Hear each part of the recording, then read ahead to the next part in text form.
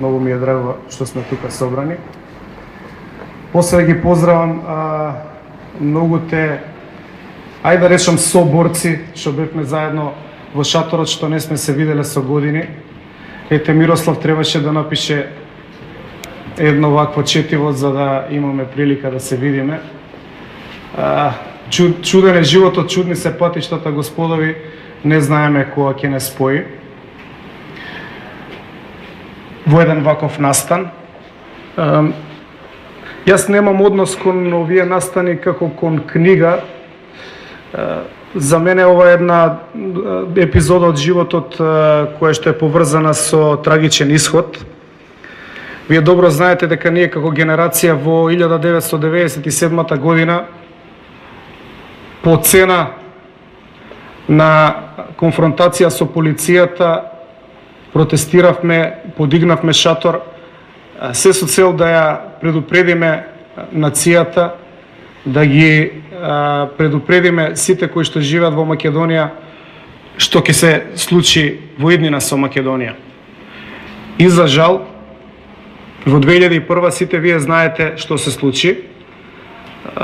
По тој повод тука е уште еден значаен актер, учесник од 2001, кого посебно сакам да го поздравам на оваа промоција. Тоа е Љубе Бошковски, министерот за внатрешни работи, кој што за братот Љубе Бошковски, кој што за својата одбрана на Македонија плати со 4 години во Хаг. Оние што ги напаѓаа протестите сакаа да тврдат дека 2001 година се случила поради протестите во 97 и тоа беше една теза која што траеше десетина години, додека да избледат рекламните пораки ЕПП-то кое што мораше да биде створено за да целиот македонски народ остане во забуна или заспиен, за да не може јасно да се огледа кои се вистинските идеи и намери на тие што се борат за човекови права. Меѓутоа, и како што тогаш кажав, и како што сме кажувале многумина од нас, и како што денеска пак ќе кажам, налагата и се куси нозете и после известно време ниедна лага не може да издржи пред налетот и теретот на вистината. За среќа или за несреќа, се уште не сум сигурен дека било среќа. Кога бев пратеник, успеав да добијам едно досие. Прво ми беше интересно да ви кажам, бев доста помлад, викам многу убаво, супер, имам полициско досие. Вака тоа делуваше како интересна работа, како да си политички дисидент.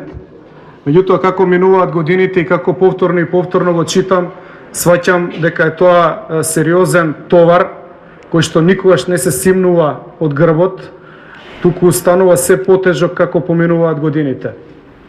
И најверојатно и обработката не престанува како што поминуваат годините.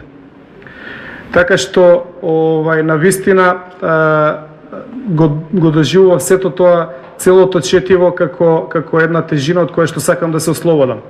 Мирослав дојде, го прочита и сметаше дека треба на свој начин да го обработи и да го прикаже за да остане како едно сеќавање. Еве, тоа сеќавање е пред вас. Не можам ништо да кажам посебно за книгата. Мислам дека секој од вас ќе си создаде кон неа јасен, односно личен однос. И само можам да ви кажам дека на вистина ми е жал што Македонија не слушаше во 1997 година. Може би работите може да се одвиваат историски погледнато во поинаква насока, а сето тоа за да биде подобро за македонската нација денеска. Многу луѓе и пред 97 година и по 97 година давале жртва за Македонија. Ете да речеме и оваа наша генерација посака да нешто јасно, јавно и гласно да каже во интерес на својата држава. Досега беше казнета таа генерација. За жал и денеска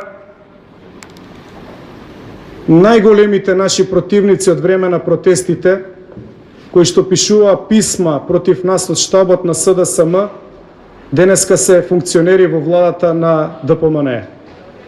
Значи, направен еден преврат историски, за кој што мислам дека многумина се уште не се и ден денеска свесни, и можеби е тоа еден мал пораз на нашата генерација. Меѓутоа, можам само да ви кажам дека и низ тоа досие, и низ ова денеска што ви го говорам, може да се прати порака дека барем некој има што се свесни што се случува во Македонија. Мирославе, многу ти благодарам што ова го стави во книга. Ако ништо друго, влеговме во историја. Благодарам многу.